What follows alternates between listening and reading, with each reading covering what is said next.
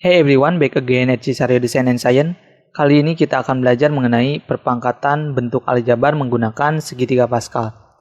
Nah, bagi kalian yang baru belajar ataupun kalian yang sudah belajar akan tetapi masih merasa kurang paham mengenai materi perpangkatan bentuk aljabar menggunakan segitiga Pascal, tonton video ini sampai selesai agar kalian benar-benar paham mengenai materinya. Oke, untuk mempersingkat waktu langsung saja ke materinya. Kita dimulai dari membuat segitiga Pascal ya. Pertama kalian buat angka 1 di atas. Nah, kemudian di bawah lagi buat angka 1.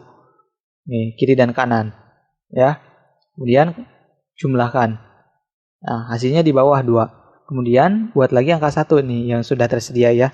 Yang sudah membentuk segitiga Pascal seperti ini. 1 dan 1 kiri dan kanan.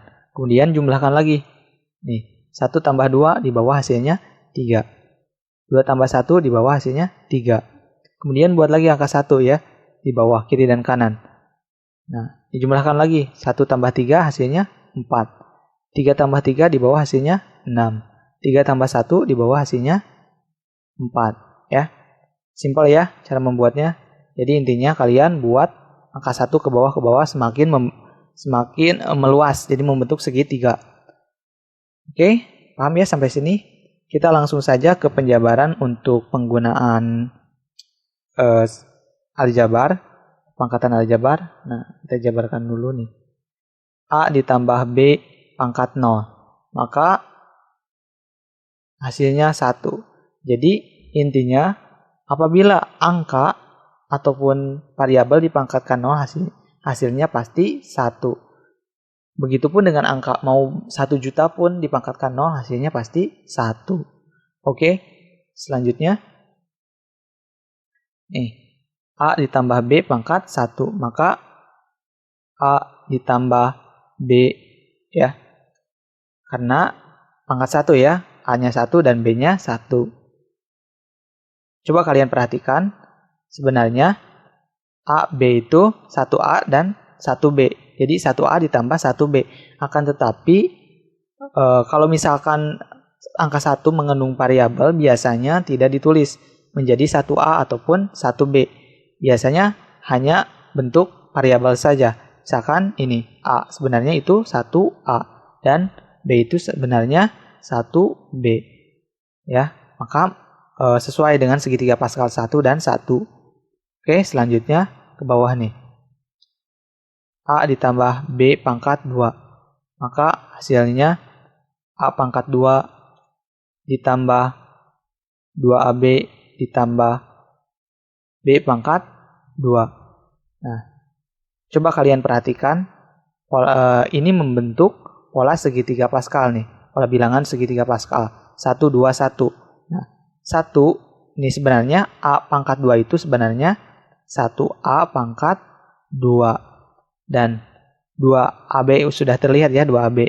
Ini 2 yang di tengah. Kemudian B pangkat 2 itu sebenarnya 1B pangkat 2 akan tetapi seperti yang tadi sudah dijabarkan yang di pangkat 1 bahwa variabel yang mengandung koefisien 1 biasanya tidak ditulis ya. Tidak ditulis 1. Akan tetapi hanya variabelnya saja. Misalkan 1B nggak mungkin ditulis, bukan tidak mungkin. Jadi umumnya gitu ditulis B saja. Nah di sini juga A pangkat 2. Jadi nggak ditulis 1 A pangkat 2 ataupun 1B pangkat 2. Maka ini sesuai dengan segitiga Pascal 1, 2, 1. Jadi 1A pangkat 2 ditambah 2AB ditambah 1B pangkat 2. Sesuai kan? 1, 2 ya, di tengahnya 2, 1, 2, 1 ya. Oke, selanjutnya A ditambah B pangkat 3. A tambah B pangkat 3. Maka A pangkat 3 ditambah 3A pangkat 2, 3A pangkat 2B ditambah 3A B pangkat 2, kemudian ditambah B pangkat 3. Nah, coba kalian perhatikan. Ini juga sama membentuk pola bilangan segi 3 Pascal. Ya. Nih. A pangkat 3 itu sebenarnya 1A pangkat 3, akan tetapi mengandung variabel kalau misalkan angka 1 itu mengandung variabel tidak ditulis ya. Nah, sebenarnya kita dapat menganalisis mengenai variabel A dan B ini. Coba kalian perhatikan nih dari yang pangkat 2 dan pangkat 3 ini. Nih, pertama ke pangkat 3 dulu ya. Nih, semakin ke kanan A-nya itu semakin berkurang ya. Nih, lihat. A pangkat 3 kemudian jadi A pangkat 2, kemudian menjadi A, kemudian hilang jadi B pangkat 3. Nah, sebaliknya B itu semakin ke kanan itu semakin bertambah. Ketika A pangkatnya berkurang, kemudian B muncul, semakin bertambah ke kanan. Nih, A pangkat 2, kemudian B muncul. Nah, B ditambah, B pangkat 2 bertambah, pangkatnya jadi 2. Kemudian jadi B pangkat 3. Jadi, kalau B itu ke kanan, semakin bertambah, sementara A itu berkurang. Sama halnya dengan yang pangkat 2 itu tuh. Lihat, A pangkat 2 ditambah 2AB ditambah B pangkat 2A-nya berkurang menjadi A, kemudian hilang menjadi B saja, jadi B pangkat 2. Oke, selanjutnya ini nih. A ditambah B pangkat 4.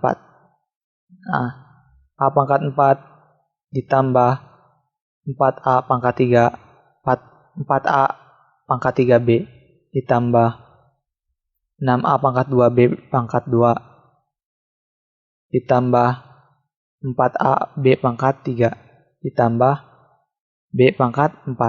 Nah, perhatikan lagi, ini juga membentuk pola bilangan segi 3 Pascal. Nah, perhatikan yang pertama A pangkat 4. A pangkat 4 itu sebenarnya 1. Sesuai kan yang paling ujung itu 1.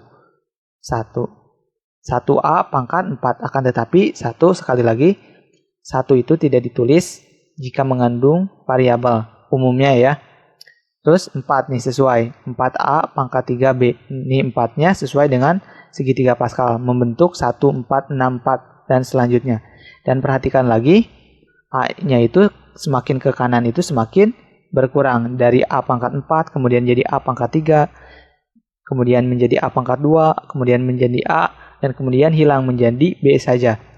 Sementara yang B itu semakin ke kanan itu semakin bertambah pangkatnya. Ketika A berkurang, B muncul, kemudian bertambah semakin ke kanan. Jadi B pangkat 4 ke kanan ya. Nih, B pangkat 2, B pangkat 3, kemudian menjadi B pangkat 4. Oke, sampai sini paham ya? Analisis ya sama kalian. Tadi udah saya jabarkan. Oke, sekarang untuk pengaplikasian ke bentuk aljabar ya. Nah, ke soal. Kalau misalkan kalian menemukan soal seperti ini, kan ini 2 suku ya. Nih, 2X ditambah 5 pangkat 3. Ini suku pertama itu 2X. Dan 5 itu suku kedua. Nah, kita analogikan isinya dulu ya. Kalau misalkan kalian menggunakan manual, akan seperti ini nih. 2X ditambah 5, kemudian 2X tambah 5, kemudian 2X tambah 5. Jadi harus ada 3. Nah, kalau misalkan pangkatnya 3 seperti ini, tentunya akan terasa lebih rumit lagi ya. Kalau misalkan dilakukan secara manual. Akan tetapi akan lebih simpel menggunakan segi 3 Pascal. Bukan berarti menggunakan manual itu tidak bisa. Nah, maksudnya dari segi keefisienan waktu, lebih baik menggunakan segi 3 Pascal. Jadi ini tidak digunakan. Oke, kita menggunakan yang ini contohnya ya. Kita akan menjawab menggunakan yang ketiga ya, pangkat 3. Nah, dimisalkan ini A ya. Ini A. 2X itu dianggap A, kemudian 5 itu dianggap B. Nah, B. Kita substitusikan atau masukkan nih. Sesuai dengan kaidah yang pangkat 3 ya. Nih, A-nya itu 2X ya diganti. Dipangkatkan 3. Nih, sesuai dengan yang ditandai sama kotak kuning ya. Nih, A Nih 2X pangkat 3 karena A pangkat 3. Oke, dijumlah dengan 3 nih. 3A pangkat 2 B nih. Perhatikan A-nya diganti sama 2X kemudian dipangkatkan 2. Terus dikali 5 ya yang titik. Dikali 5 dan 5 itu sebagai B. Oke. Selanjutnya dijumlah lagi. Nih. Jadi 3A B pangkat 2 nih. Maka dimasukkan lagi. A-nya ganti sama 2X. Kemudian B-nya ganti sama 5. Dan 5-nya itu pangkat 2 karena B-nya pangkat 2. Jadi 3 dikali 2X dikali 5 pangkat 2. Kemudian jumlahkan lagi. Nih, 5 pangkat 3. Karena B pangkat 3 tuh yang terakhir ya. Yang sudah ditandai sama yang kuning ya. Yang kotak kuning. B-nya itu pangkat 3. Karena 5 itu dianggap sebagai B, jadi 5 pangkat 3. Kemudian kita operasikan. Nih, 2X pangkat 3 itu hasilnya 8X pangkat 3 ya. Karena 2 pangkat 3 itu 8 dan X pangkat 3 itu hasilnya X pangkat 3 ya. Jadi 2X pangkat 3 itu 8X pangkat 3. Nah, ditambah 60X pangkat 2. Nah, perhatikan. Nih. 2X pangkat 2 itu hasilnya itu 4X pangkat 2. Ya. 4X pangkat 2 dikali 3 hasilnya 12. 12X pangkat 2. Kemudian dikali 5 tuh yang titik ya. Dikali 5 hasilnya 60X pangkat 3. X pangkat 2 ya. Jadi 60X pangkat 2. Nah, dari sini ya. Di 60X itu dari 3 dikali 2X pangkat 2 dikali 5 ya. Oke, selanjutnya ini nih. Nah, 150X. Nih, 150X itu dari mana? Dari sini. Nih, sama. 3 dikali 2X 5 pangkat 2 dikali 5 pangkat 2. Nih, 2X-nya itu dianggap sebagai A ya. Yang tadi. 3 dikali 2 itu hasilnya 6 ya. 3 dikali 2X itu hasilnya 6X. Kemudian yang di dalam dulu ya dipangkatkan. 5 dikali 5 itu 25. Jadi 6 dikali 25 hasilnya 150. Jadi dan mengandung variabel X ya. Jadi 150X ya. Jadi 6X dikali 25X sama dengan 150X. Kemudian ditambah 125. Karena 5 pangkat 3 itu hasilnya 125. Maka hasilnya itu ini ya, 125 dari 5 pangkat 3. Dan hasilnya ini. Jadi hasil dari 2X tambah 5 pangkat 3 itu menggunakan segitiga Pascal yaitu 8X pangkat 3 ditambah 60X pangkat 2 ditambah 150X ditambah 125. Nah, bukan berarti sebenarnya seperti yang saya tadi bilang menggunakan manual pun sebenarnya bisa. Akan tetapi lebih simpel menggunakan segitiga Pascal. Oke, cukup jelas ya mengenai materi ini. Mungkin mengenai materi ini cukupkan sampai sini.